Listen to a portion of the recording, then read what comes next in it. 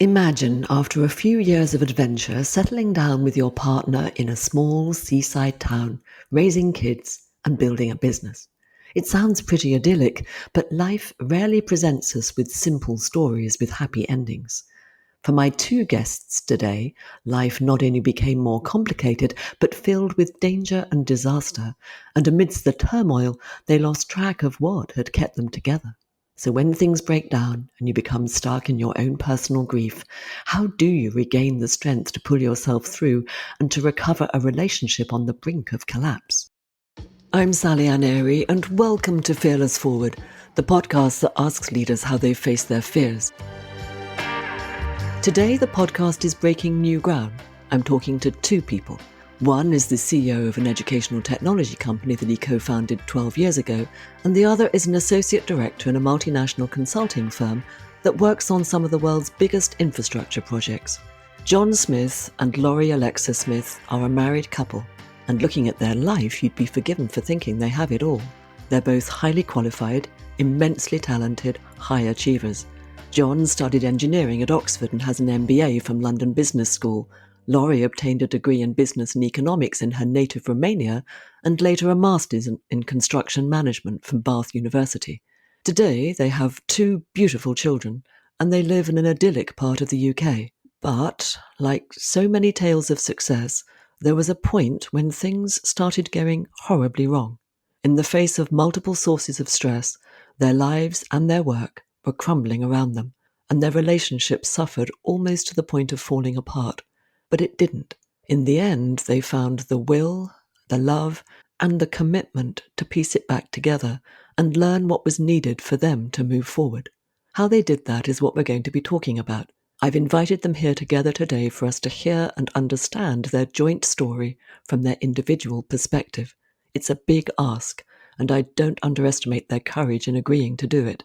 Their hope is that others can benefit from the lessons they've learned.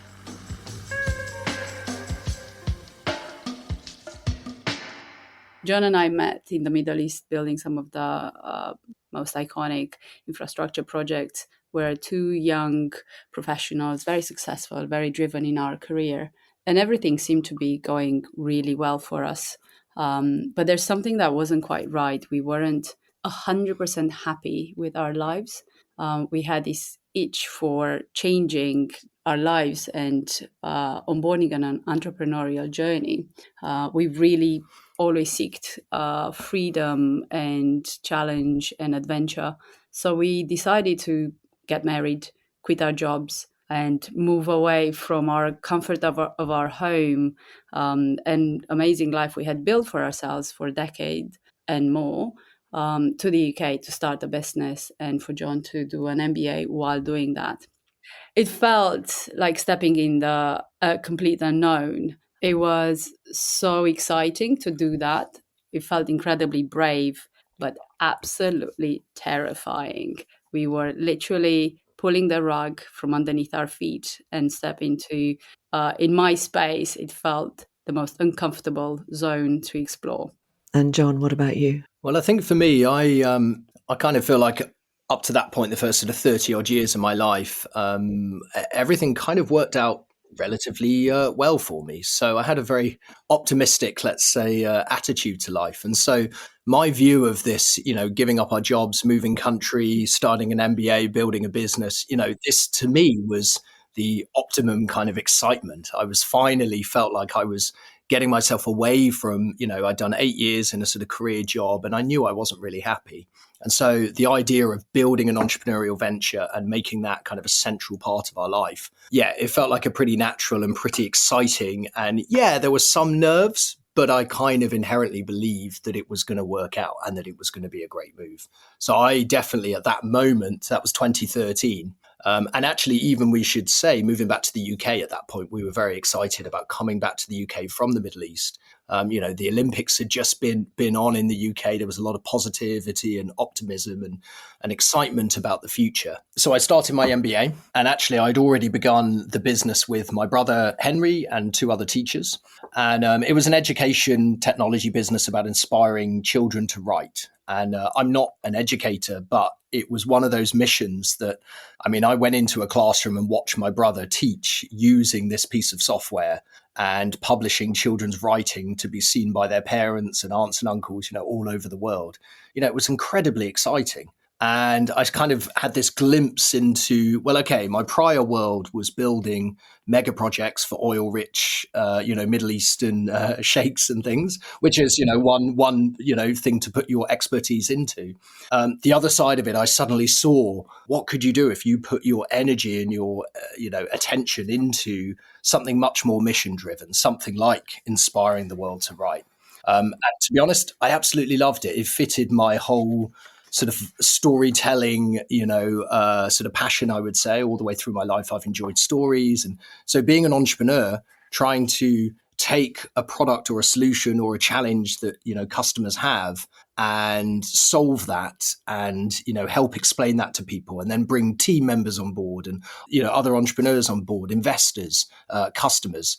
I absolutely loved it. Those first few years working on the MBA, working with a lot of other people who know about startups, who know how to build businesses, building a big mission. We were very ambitious at that stage, believing that, with what we were working on, we could change the world and have a huge impact. And doing it alongside my brother, who was going through a very tough time. He'd had a recent, very premature baby, who sadly was in hospital for many months over that period. It really felt like, in that scenario, the fact that he was a bit more flexible in his ability to work because he was doing his own entrepreneurial venture rather than being a teacher in the classroom was a huge help to him. So not only did it feel like we were embarking on this amazing mission that everyone could get behind and get excited about, and there was a huge amount of energy, but it was also wonderful being able to work with a brother and be able to feel like I was helping him to be able to perhaps achieve some of his dream and his kind of mission. And Lori, how was it for you then, this period? For me, it was actually quite a challenging time. It was a lot about adjusting from being in a career, a very successful role, where I was leading teams, living in a completely different country, to actually adjusting to living in London, not being in that sort of leader role, but be more the supporting party. And he taught me a lot about you need to do your best to help. So I onboarded the journey of supporting Jon in setting up the business and his partners. But it was really difficult because I was starting to feel lost in the process. And as that was happening, I could feel the energy. I was very excited to learn about the entrepreneurial space, and I was joining so many events and meeting so many interesting people. But I couldn't find my space. It wasn't my thing. It wasn't my role. So I was starting to grow into this space of being a bit uncomfortable, a bit lost. And as that happened, I also became pregnant with our first child. And it wasn't as planned or expected at all. And to make things worse, at the same time, Jon also onboarded an exchange program with Berkeley University, and we had just signed up to move temporarily for 6 months to the US. And just after we did the down payment and the sign off, we found out I was pregnant.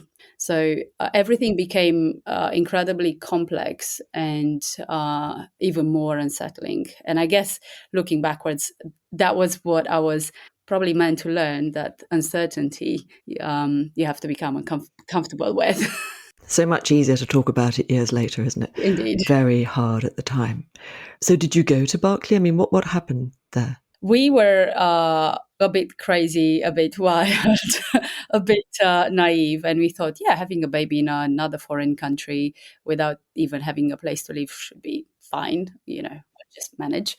So we actually were lucky enough, we were able to do it through the insurance, student insurance. And we arrived in the US when I was 7 months pregnant and started planning how am I going to have my first baby, having had no clue what that actually meant. So that was an absolute shock to the system, and one that taught me a lot about resilience and adaptability. We came back with our daughter Alexia, who's now 10, 7 weeks after she was born, to the UK, to yet another unsettling place. Our flat in London was rented out, so we had to live with John's dad for a few weeks. So we're just having a baby in a suitcase. And yes, for all mums out there listening, they could probably relate how unsettling that felt for a new mum who had no clue what she was doing. Well, I can certainly relate. And I'm wondering, were you able to find your ground, so to speak, in all of this? Because there was nothing there that was clear or certain or known, not much experience you could draw on because it was all so new, not even in your own home at that point, or at least somewhere you could call yours. Was there anything that felt stable in all of that? It's a really good question. I think I kicked into the warrior within. So it was finding my ground was, this is a stage, we're gonna make the most of it, and it's easy. It's easy. People have, having, as I said, having grown up in post-communist Romania, and having had some really strong female role models in my life that had seen incredible adversity, in particular my grandmother, who has lived not one World War but two, and survived it. My grounding force was, well, this is easy in comparison to what my ancestors had to go through, my family had to go through. I can make this work. And Jon, I'm imagining you were terribly busy because you were setting this new business up. There was an awful lot going on. What do you remember of that time? For me, it was an interesting time because I think if I look back with complete honesty, I don't think I was really ready and prepared, as probably many 20-something men and women, I'm sure, are for children. I mean, I didn't really know. I remember meeting with an MBA kind of mentor and him asking me, he said, "Oh, you're a project manager, right?" And I'm like, "Yes, trained, certified project manager. Great. So when you tackle a sort of, 80 to 100-year project, how much kind of preparation do you do for that?" And I was like, "Well, clearly quite a lot." So great. So your wife is pregnant, I hear. So how many months is that and how much preparation have you done? It made me realize, like, wow, I absolutely have no idea what we're kind of going into. That being said, as I said before, my life had tended to be pretty smooth in the sense of, being able to tackle challenges and new things and difficulty without major challenge. And so in a way, I kind of felt, well, this is fine. This is, we're having a child. That's just going to be another kind of project. We'll figure that out as we go. And in my mind, at least, that period of time, it was okay because, and now I look back, it's interesting to think about it differently. But Lori's mum came to live with us for a couple of years at that point, and so to help with Alexia. So it meant for me, I think actually, if I look back, that kind of meant that it gave me an excuse to be a little bit disconnected. But, ultimately, I was there to focus on the business, to focus on the MBA, to make sure, I was the only one who was earning any money at that point. So it was very much, okay, well, I'm going to go and make sure that side of everything works. And I'm kind of going to trust a little bit that Lori and her mum have got, the baby and all of that. Not to say that I was sort of completely disinterested, but the problem was, as you say, I was very busy. And at that time we were, raising money, we were flying around the world, we were entering competitions. I remember spending 2 weeks in China around the time when Alexia was quite young. I can imagine looking back that, that will obviously have been really, really challenging. But at the time, I think we were still living in that slight happy-go-lucky kind of mindset of, hey, it'll all be fine. We can fly to the US and have a baby and that will work out. And it did. But I don't think we realized probably the background sort of cognitive stress that was slowly kind of building up inside ourselves. And that can come as quite a shock, can't it? One part of our brain is telling us we can do this just fine because, we can actually, the mechanics of it, so to speak. And then we forget about the other part, which is the living through it and what it tells us about ourselves, which we may or may not welcome. I'd like to move forward, if I may, to the part where things actually started to fall apart. So, as you heard, everything was going fine, and then essentially one day I got a call from one of the founders, Matt, and he basically said, "Look, I'm in hospital. I've something's wrong. I'll be in touch in a couple of days. I'm having tests. We'll let you know soon." And a few days later, we found out that he had been diagnosed with cancer, with a brain tumor. And I think what was particularly tough is that, it's a very aggressive form of cancer. We knew that it might, not be very long before he might pass away. And Matt, was one of the most, he was one of the key members of the team, one of the founders, of the business. I'd met him on the MBA. And it kind of started this series of events that really ended up with our sort of, I guess, downfall. We were a team of 12. 3 of the team caught cancer within a couple of months of each other. One being my brother Henry, one being Matt, and one being Anna, who was our head of marketing, our first employee. And this was kind of the beginning of a series of events that just were incredibly difficult. My mum passed away in the period, and my mum had multiple sclerosis, so she was in the wheelchair for many years. So I have a sort of a very good relationship with my mum, but there's a lot of things in my childhood that were difficult, that her passing away or getting very ill triggered within me. And so after a year after the initial diagnosis for Matt, sadly he passed away, and it was basically completely devastating for me. For someone who probably has spent, the first 35 odd years of my life being very positive and optimistic and kind of trusting that everything would work out. Suddenly, really big things that I hoped were going to, be there or work out were suddenly kind of crumbling around me. And the challenge was, we had, there was the difficulty around the business and people passing away, but I had an obligation to shareholders. So my external thing was, don't worry, everybody, it's absolutely fine. Even when Matt passed away, going to the Netherlands for his funeral, meeting his dad, and, his dad sort of saying, well, now this legacy, Pobble is now, Matt's legacy. This is what he loved and what he wanted to bring to the world, and the impact. And all of that sort of pressure I took on myself. I felt, what, now I've got such a strong reason to make sure that Pobble is successful.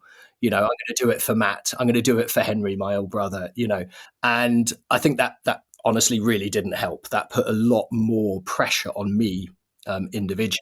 And actually what was interesting was, around that same time, there were a lot of other challenging, externalities. So things like we'd just gone through Brexit, which was complicated for small businesses. Just about 6 months after Matt passed away, we entered the first COVID lockdown, and COVID altered, the marketplace for, entrepreneurial businesses completely, and completely distorted what was going on in the market, which made it, very, very challenging. The same period of time, while Jon was going through this incredibly hard time, we were at the time living in London, and I had another baby. I was starting to feel quite unwell because I was extremely exhausted. I felt really isolated and lonely because I was spending most of my time alone with the 2 young children, being in a completely new place, not many connections, not many friends. And I was becoming more and more unhappy with where we were. So there is a lot of resentment that was starting to build up, because from the point of when we onboarded on this journey of, this is going to change our life and it's going to be so good, and we will be free, we will have ultimate freedom for the rest of our lives, it felt like an absolute hell on earth.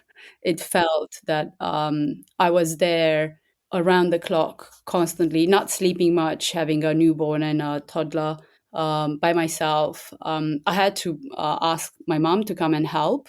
She kept coming back and forth from Bucharest to London to support. My health was starting to really crumble, and my mental health was starting to crumble. I started feeling really quite depressed and low mood, and starting regretting and ruminating a lot. And I really didn't spend much time with Jon. Our relationship starting to show some signs of struggle. So at the time we've made the decision to move out of London, we had to move out of London because financially we couldn't afford being in London anymore. And we analysed various options and decided to move to Cornwall, where hopefully we'll have more of a connection, calm down a little bit, have cleaner air. Alexia was also struggling with potential asthma at 2 years old. And ultimately, it was what we hoped was it would save our relationship and our mental health. Is that what happened? Is that how it went? Not at all. Yeah, it's interesting as I think back. So when Matt got ill, that was when I first realised that I needed some help. It's interesting. That's the first point we met, Sally Ann, when we, I think, at the Happy Startup Summer Camp. And I'd said, look, I'm about to go through this really tough thing. I know I've got people ill on my team, and I'm just honestly not quite sure how to deal with it because I've never been through anything like this before. And I think that for me was an important moment because it was a moment where I began a journey of awareness on really, probably it's about really understanding myself a little bit better and my role within my life and how I can be a bit more intentional about how I play that role. I think up until that point, I'd literally allowed life to throw itself at me. If we had an opportunity to move to the US and have a child, yeah, great, let's do it. That sounds like great fun. What an adventure. Whereas I think what Laurie's alluding to is she was beginning to start to feel uneasy about this sort of happy-go-lucky life. And actually, wait, now particularly that we have children, we perhaps need to be a little bit more aware of the context of what's going on. And it's not just about, our needs and what's going to be exciting. Actually, we need to think a bit more clearly and with a bit more clarity about what that vision is going forward. That was just the sort of starting point, I think, of the shift within me that ultimately led to us getting through this difficult period. I think that was the first moment I realized something was wrong. And that was how it manifested in me, was to reach out for help.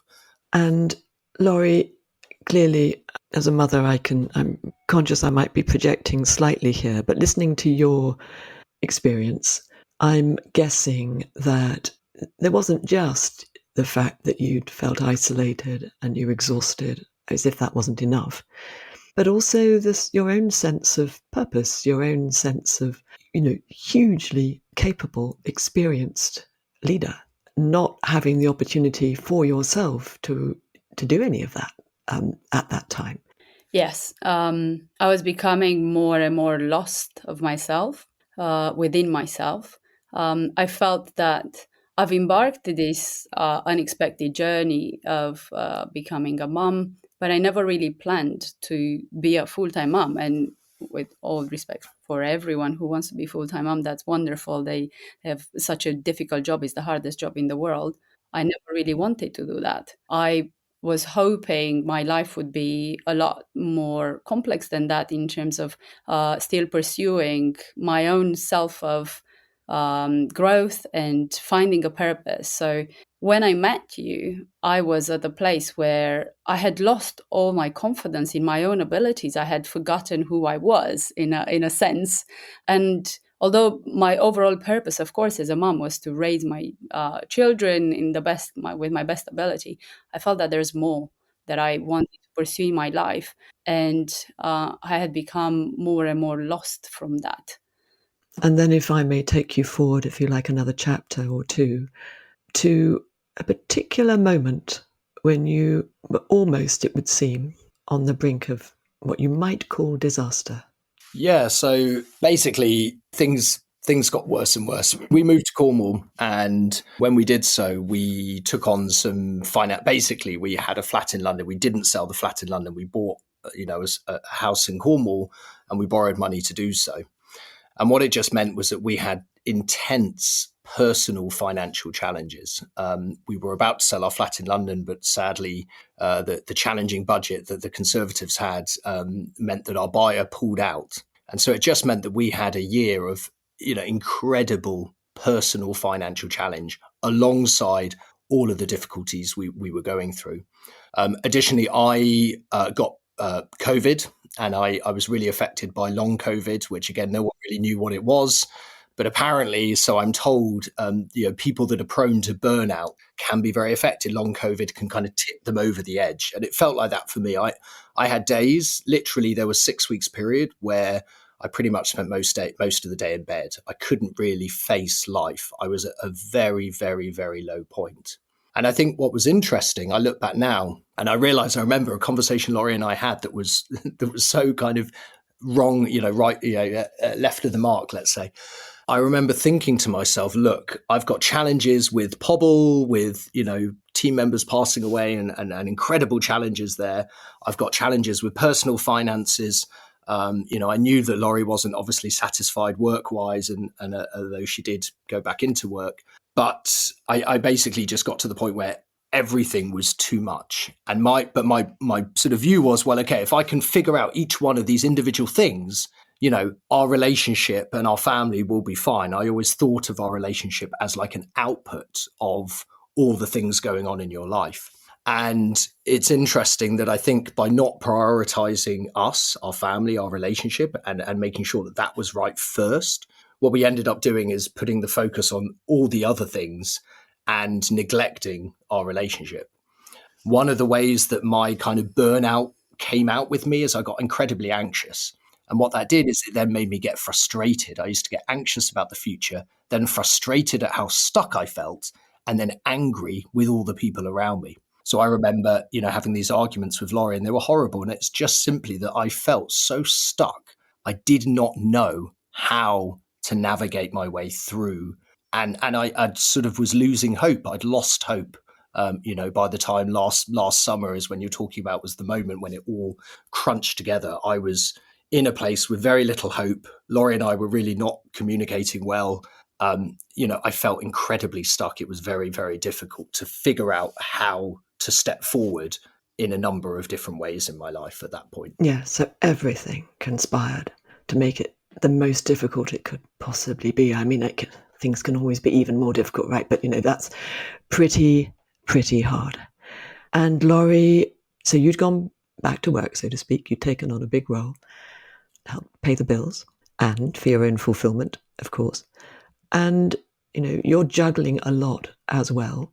What do you remember particularly about all of that? It was an interesting period of time. So after 7 years of career break, so working in the corporate world, I took a job, and it was a big shock to the system. So my focus at the time, the children were still quite young, was about making that work in a completely different complex setup during a lockdown, during COVID, while partially homeschooling. And my belief at the very beginning of that period of time was, we are going through a very difficult time. We're warriors. We're going to make this happen. We're going to push ahead. And this is what we've been trained to do.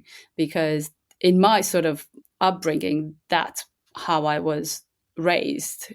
When things get tough, you get harder and harder, and you literally just push through until you get to the end of it, and you don't give up. So my mindset was, we don't give up. We just, you do your part, I do mine. So I pushed through figuring out my whole new sense, becoming a working mom. And it was, when you boil lobsters, you start with a cold water, and if you slowly increase the temperature, the lobster doesn't jump because it doesn't sense how hot the water gets. I felt like that. I felt exactly in that way, and I didn't quite realize how tough it had become for Jon, because I hadn't quite realized how burnout really takes him out, and how anxiety really is building up. I didn't know anything about it. So you work on the assumption that you're your old selves, and you just push through a really hard time. And when it gets harder, you hunker down and you move forward. But it was slowly starting to peel. It's like an onion, layer after layer. And it was becoming more and more aware of how unwell Jon had become, and starting to read more about it and educate myself into, what does it mean to actually burn out? And what does it mean to have anxiety? And how does that portray? And it was hard because, looking back, I didn't really ask for help early enough. And we got into a situation where the water was boiling hot now. It was bubbling. We were getting into some serious arguments. And life became more and more uncomfortable to live in that scenario. It got to a point where I honestly lost hope fully. And then the mindset was, well, this has gone so far now that it can't be saved. And yet you have saved it. Well, maybe I can kind of start. So, from my perspective, it was interesting. So, at the time, I during COVID, like many people, I started drinking, much too much, and that was also an issue that we were encountering. We were arguing, and then I was using, alcohol and things to sort of make myself feel better about, or drown the sort of, the feelings that I was having, and so we were in this very, very, very stuck place. And interestingly, Laurie spoke to my brother, and my brother came down to visit, and my dad lives close by. And it was it was essentially like an intervention. She called them round and said, look, and we sat together, and it wasn't like, it was just one of those scenarios where getting external people into the picture and understanding that, wait, this is not a sustainable, safe, situation to be in. I'd taken a couple of months off work by then. This was sort of, August time. And it hadn't really made a big difference. I think it was great for me to take time off, but it hadn't helped Laurie and I necessarily resolve anything. And so basically, slightly against my wish, the decision was made that I should leave the house for a little while. And I went to go and stay with my dad for a few days, and also with a good friend of mine for a couple of weeks after that. And actually, I think that even though that wouldn't have been my decision, like that wasn't what I wanted to do. And actually, interestingly, even at that point, I was so upset. I was almost blaming Laurie, for part of the situation I was in. I was almost saying, why aren't you helping me? How come you're not there to pull me through this or something? At the time, I believed almost that I couldn't do it alone. I needed, that help from Laurie. And I wasn't getting it for exactly the reasons that we talked about. Our communication had already really broken down by that point. But it took me leaving in order for me to then get the perspective to go through the shift that I had to go through.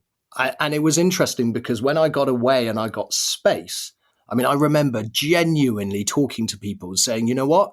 I don't think our relationship can work anymore. I think it's better that I'm out the house because we're not arguing, because we're not putting the children through difficult times. I imagine it must have been also a relief. It was the relief from what had become an extremely difficult. That first few days, really, that was a sense. Those first few days, I felt a real sense of relief that I was out of the difficult situation where I just felt stuck and I couldn't see a way forward.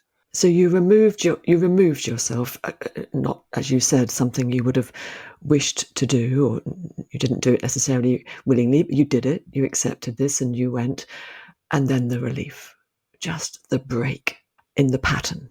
This was a very dramatic moment in life. It was, first of all, it was incredibly scary, but also it had to be done. So it was that moment when it just had gone way too far to continue, and something had to change. So I had to step in, and really couldn't gone more further away than what it had. And then it felt like everything was moving very fast, because in a sense was, well, now it's quiet and now it's calm again, but things are very unsettling. So what does this mean in this whole new reality? Is this the end? And is that the clear path forward? And do you work on that? And what is this looking like? So it was all about creating a bit of calmness, and then putting forward some steps to understand what are the options and how we get to the best solution there. And at the time, I thought that was the end, to be honest. I really was preparing for us being over. So it was about managing the situation the best I could for the children, keeping them calmest, most sort of a safe environment for us to work through a really hard time. And at the time, I also took a break from work and really starting to focus on self-care. It's so common to plow on through and just not stop at all. Scary to stop, right? You have to, at that point, it's a bit quieter, a bit calmer. It's a relief in one way, and then you have to face yourself, right? You have to face what's happening. So I imagine that was tough. So for Jon, for you, initially relief, and then you probably started asking yourself some questions, I imagine. Yeah, that first week was a very odd week. So the first few days, as I said, relief, very much. Oh, thank gosh, I'm out of this situation. I feel finally stable and safe.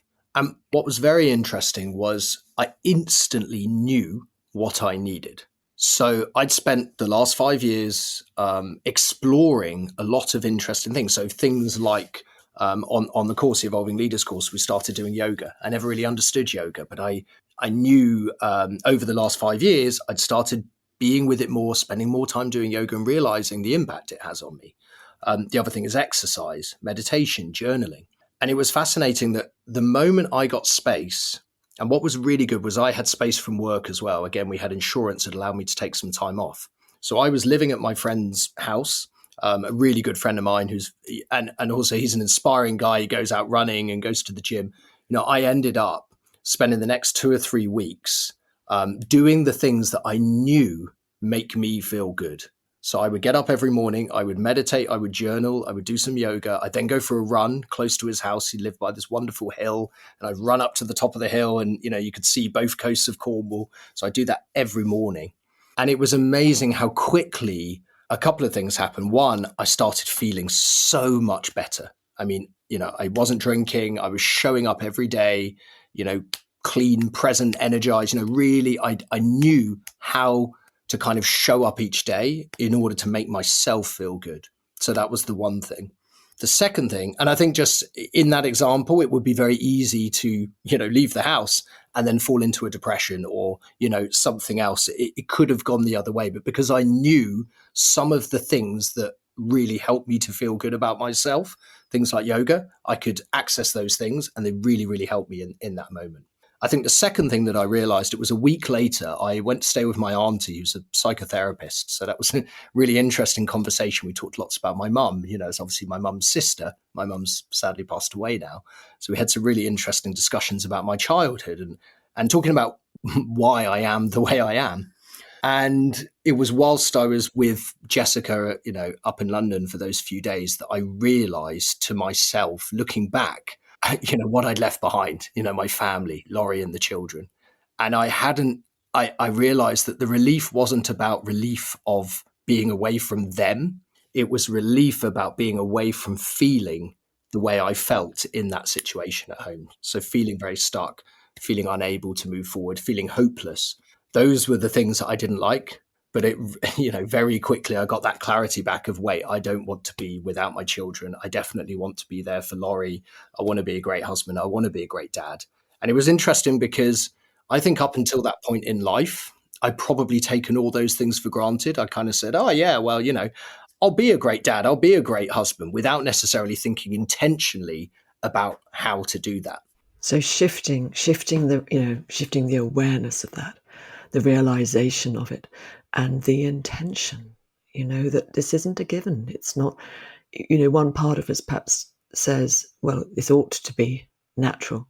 And of course, the feeling, the need is natural, the desire is natural, but the making it happen part, that's where we really need, we need to work. I mean, work in the purest sense of the word. We need to focus and be conscious and do the right things and say the right things. And it's what I'd not been doing before. It's when I realized, wow, by putting our relationship as the last priority and saying that's the output, that's really wrong. And it was a good friend of mine, Nick, who I had a walk with him, and he pulled me up on that point and said, wait, that's entirely wrong.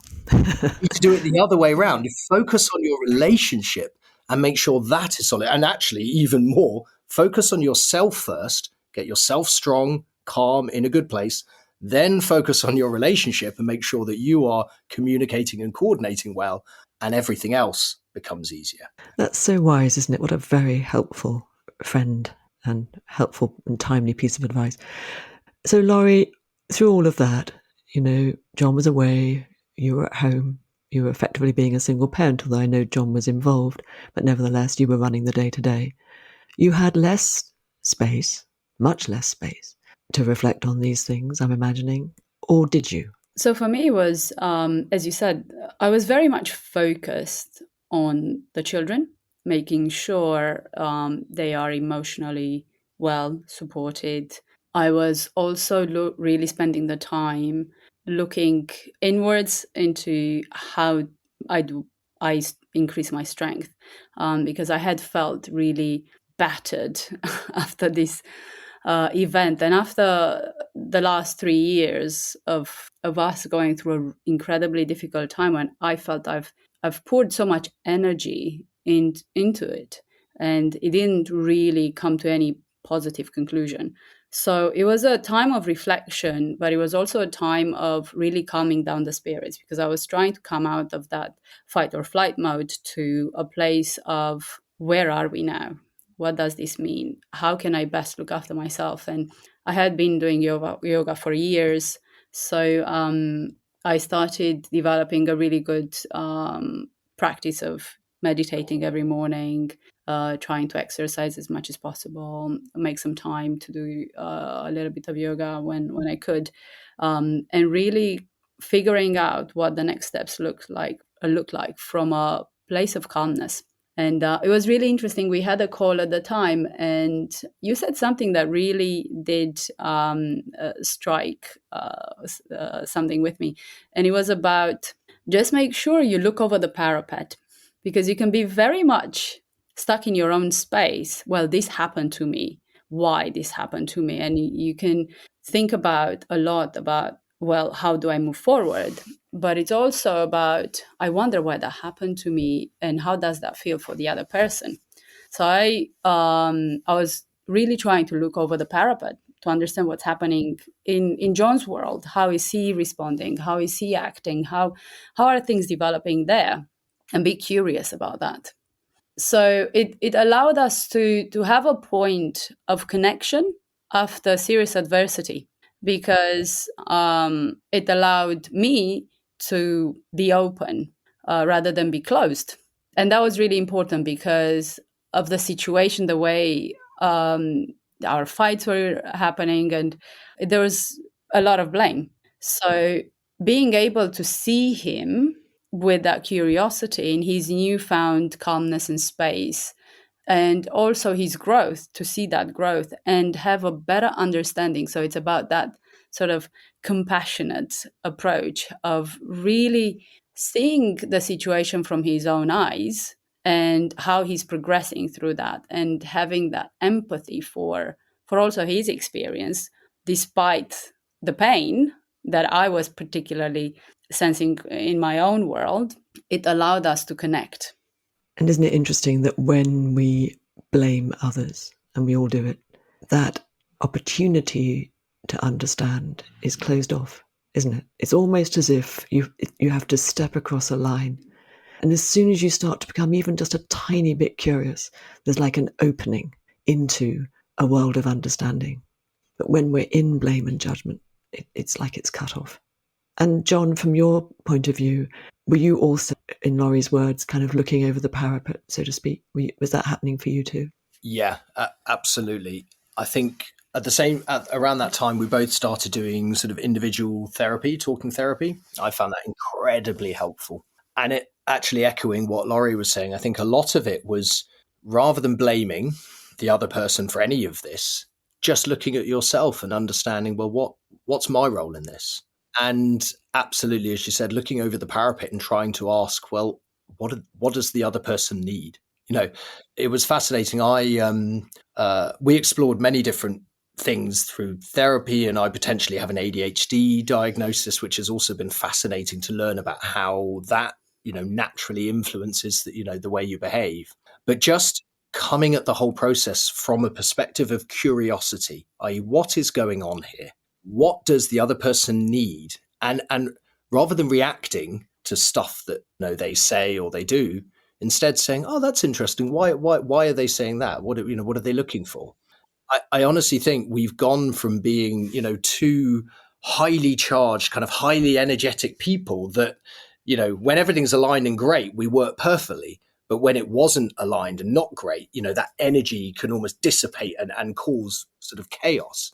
Whereas instead, we've sort of lowered our sort of energy, our push, our warrior, as you said earlier, the inner warrior, instead trying to just be a little bit more inquisitive as to what is going on. And it changed our communication entirely on both sides. I think we both went through a real journey of just ramping down that blame and that cycle of positioning ourselves and instead just seeking to understand one another and connect again. And it was amazing how quickly and how much it changed. I mean, the first time we saw each other it was a few weeks that we hadn't actually seen each other at all. And it was just, it was kind of magical in my mind. Anyway, I don't know if you felt the same, but I felt like I was a teenager again. It was so exciting to see Laurie. I was so open to listen and to understand. And that was so different to a few weeks before when I was so closed off and so convinced of my way being right or, her being wrong or something like that. What a shift. I mean, what sounds like, yes, incredible, huge shift. And yet, in the end, what you'd done was decide to listen, was decide to be curious, was decide to understand. It's a decision, isn't it? It doesn't happen the decision is the decision, and then the work starts and you have to do it. But it was, in a sense, a pivot, wasn't it?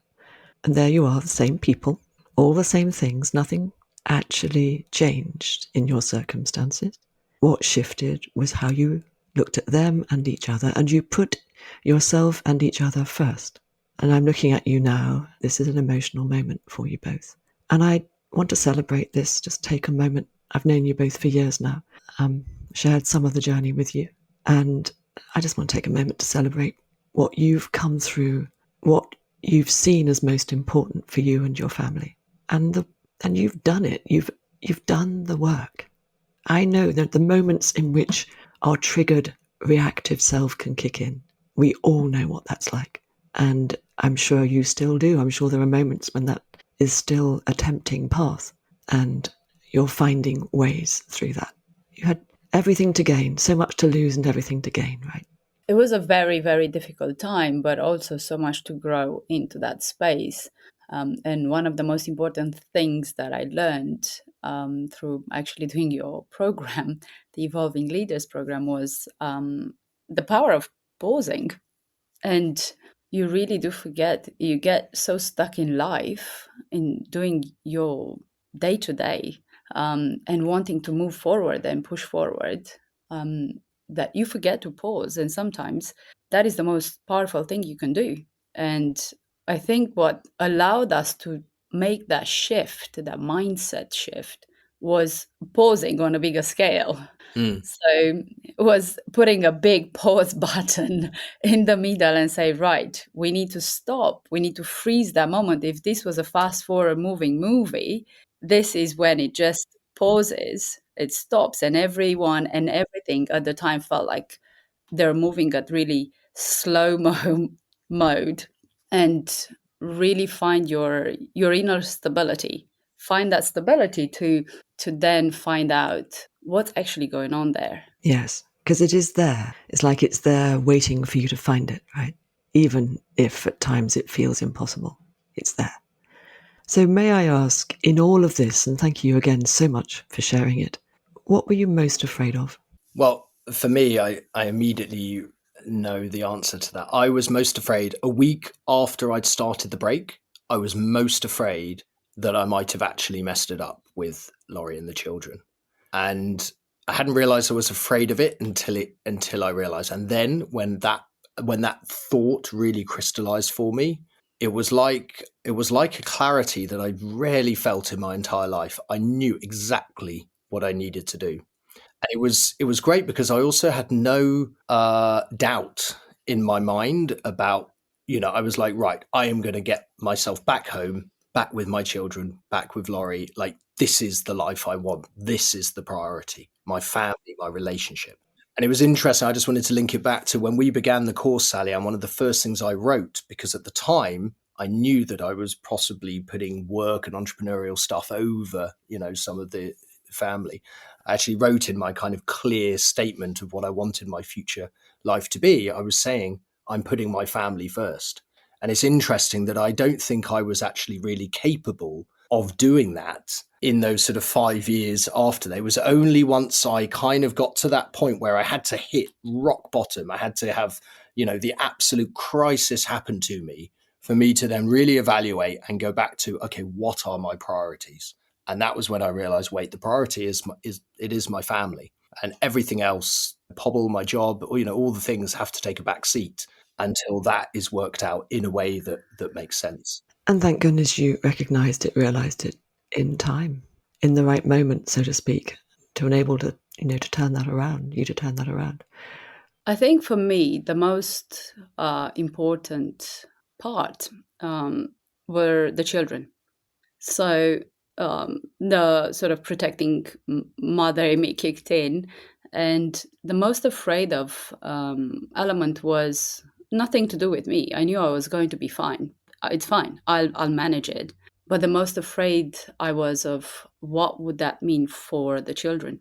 How would that impact them and their future and their own people, who they're going to become, and what would they be taking away from this experience? So I guess I was the most afraid of whatever happens between Jon and I is between us two as grown-ups. But what does that mean for them, and how is that impacting them? And there's probably a whole separate podcast about the kids, Mm-hmm. your conversations with them, what they've learned, what they take forward. And as you know, I've called this podcast Fearless Forward. So I'm deeply curious, looking at where you are now and your future together as a couple and a family. What does Fearless Forward mean to you? Well, I think, interestingly, one thing we haven't sort of talked about very much is the practical elements of like, okay, what have we done? So yes, there was that change in perspective. There was that listening to each other. But actually, practically, we've done some really good things that have made a difference. So for example, we both take Friday off work and we spend it together. And in that day, and some days it's tough, but in that day, we spend time coordinating the family, figuring out the to-dos that we need to do. We sometimes go for a walk if we've got, time and the space to do so. But we always prioritize spending that time together.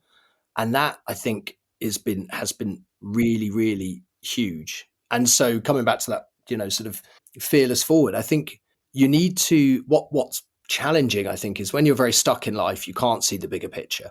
And actually, we've just gone through our, 20. So what we now do is we try to spend time with each other, figuring out where do we want to go, what do we want to do, and we spent 3 days together, just Lori and I, in August in Somerset, which was lovely, in a shepherd's hut, planning out the next few months. We had a bit of time over Christmas as well. And so when I think of kind of fearless forward, like I think particularly if you're working together, in life on a strategy like we are, now we've got a clear plan for what we want to achieve as a couple and as a family. It's about being fearless about those things and trying to make sure that you put in place the simple things, which I know that maybe it doesn't sound right because they're not fearful things, but it's very easy to skip the basic things now that in the future are going to give you the outcome that you want. So, for example, investing the time now to plan our Fridays, spend a bit of time together, that means we're going to have a better week. We know that we're going to be better coordinated, better, communication and things. So I think it's about, feeling that discomfort or that fear or that, of really looking at the future and thinking about the future and considering how you want it to be and really trying to become intentional about how you live your life rather than just allowing life to happen to you, which I think is what I did and ultimately what allowed me to get into such a stuck place. I didn't see it coming, but that was why. And so now we try to take more proactive steps to keep ourselves on the right path and in a positive way looking forward. So for me, when I think about fearless forward, so it's first of all is about acknowledging what happened, acknowledging the past, the path or journey, accepting it with its ups and downs, no one is perfect. Nothing is perfect. We all learn, we all grow. We're on a journey, and then we die. So it's taking on board the lessons learned, accepting them as that's what was meant to happen. We were meant to learn those lessons. We were meant to live those moments, and then be present with it, be brave with it, be courageous, and work on how can we be better? How can we, as individuals, work on ourselves to be stronger and work with each other so we have a stronger connection, and accept that it's not going to be perfect. We all have limitations and flaws, and are unique in our own selves. But how can we be with one another without falling into the blaming game, into the fighting game? Just be brave to actually say, well, I accept you the way you are, and I want to be with you the way you are. And that takes so much courage. The acceptance of that, the letting go of the control of that, and staying on the path, taking it step by step. It's not that now everything's beautifully healed. It is healed because you're together and you're moving forward. But what I mean by that is it's not that everything's perfect and beautifully resolved. Perhaps that's a better word. You know there's more to come. Beautifully resolved. There's a lot of growth. There's a lot of growth still, a lot of intention, and to make those things happen, to carve out your Fridays, to have the conversations, to make the time and space for them. So again, thank you both so much for sharing that. I've learned a lot from listening, and I'll take this opportunity to wish you both the very best. Thank you. Oh, thank you very much. It's been amazing to talk to you. When life doesn't go the way you expect, perhaps the best you can do is understand what matters most and take care of it. When you do, everything else becomes more manageable. For Jon and Lori, what mattered most was not losing what they had. The turning point was their decision to start really listening to one another. They pressed pause on their life and created the space to be truly present for each other. They also both accepted that they needed help. When you're stuck in a vicious circle, it's very hard to break out of it on your own. Friends, family, therapists, coaches, and counselors are all people who can help you see and hear the things you've missed. Jon calls this his journey of awareness. Understanding himself and his life better is helping him make better choices. Now they're both taking better care of themselves too, through regular yoga, meditation, time in nature, and good sleep. They're physically stronger, mentally clearer, and emotionally calmer.